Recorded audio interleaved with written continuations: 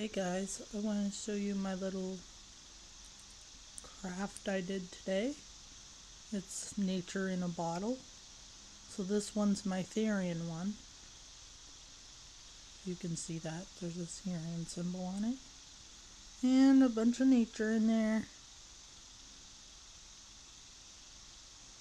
And then I have, these are for Mother's Day. I don't know which one's gonna go to who, but I think, there's a blanket falling off.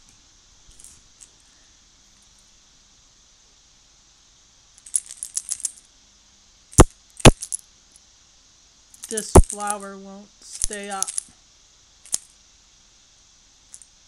Oh, there it is. Okay, so this one I'm going to give to Sharon Joe for Mother's Day.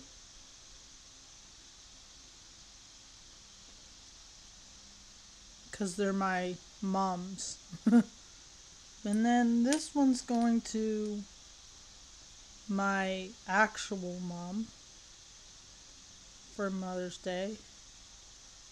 Just drew little hearts on the top. So yeah, that's my nature in a bottle.